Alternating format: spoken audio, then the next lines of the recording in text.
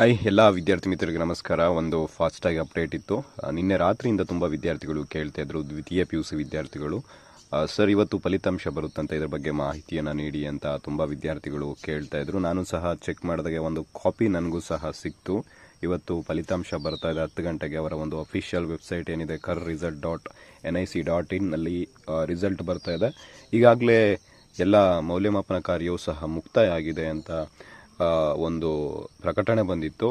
ಏನು ಕರ್ನಾಟಕ ಸರ್ಕಾರದ ಒಂದು ಹೆಸರಿನಲ್ಲೇ ಸಹ ಆ ರೀತಿಯಾಗಿ ಒಂದು ಮಾಹಿತಿ ಬಂದಿರೋ ಕಾರಣ ನಾನು ಸಹ ಚೆಕ್ ಮಾಡಿದೆ, ಇದು ನಿಜಾನ ಅಂತ ನನಗೂ ಸಹ ಡೌಟ್ ಆಯಿತು. ಆದರೆ ಈ ಕುರಿತಂತೆ ಮಾಹಿತಿಯನ್ನು ನೀಡಿರುವ ಕರ್ನಾಟಕ ಶಾಲಾ ಪರೀಕ್ಷಾ ಮತ್ತು ಮೌಲ್ಯ ನಿರ್ಣಯ ಮಂಡಳಿ ಏನು ಪತ್ರಿಕಾಗೋಷ್ಠಿ ಆಯೋಜಿಸಿದೆ ಎಂದು ಹಬ್ಬಿರುವಂತಹ ಮಾಹಿತಿ ಸುಳ್ಳು ಅಂತ ಅದರ ಒಂದು ಅಧ್ಯಕ್ಷರಾಗಿರುವಂತಹ ಮಂಜುಶ್ರೀ ಅವರು ಸ್ಪಷ್ಟನೆಯನ್ನು ಪಡಿಸಿದ್ದಾರೆ.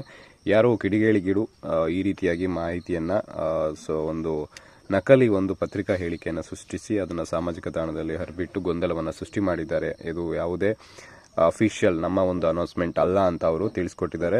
ದ್ವಿತೀಯ PUC ಮೌಲ್ಯಮಾಪನ ಕಾರ್ಯ ಪೂರ್ಣಗೊಂಡ ಬಳಿಕ ಫಲಿತಾಂಶದ ದಿನಾಂಕವನ್ನು ನಾವು ನಿಮಗೆ ತಿಳಿಸ್ತೀವಿ ಅಂತ ಹೇಳಿದ್ದಾರೆ. ನೀವೇನು ಟೆನ್ಷನ್ ಮಾಡ್ಕೊಳ್ಬೇಡಿ. ಆ ಒಂದು ಏನು ಕಾಪಿ ನಿಮಗೂ ಬಂದಿದ್ರೆ ಅದು ಸುಳ್ಳಾಗಿರುತ್ತೆ. ಈಗ ನೀವು ನೋಡ್ತಿರ್ಬೋದು ಸ್ಕ್ರೀನ್ ಮೇಲೆ, ಅದು ಫೇಕ್ ಕಾಪಿ ಆಗಿರುತ್ತೆ. ರಿಸಲ್ಟ್ನ ಪಕ್ಕಾ ಡೇಟನ್ನು ನಾನು ನಿಮಗೆ ತಿಳಿಸ್ತಾ ಇರ್ತೀನಿ. ಮುಂದಿನ ವಿಡಿಯೋದಲ್ಲಿ ವೆಯ್ಟ್ ಮಾಡ್ತಾ ಇರಿ. ಅಲ್ಲಿವರೆಗೂ ನಮಸ್ಕಾರ, ಶುಭ ದಿನ.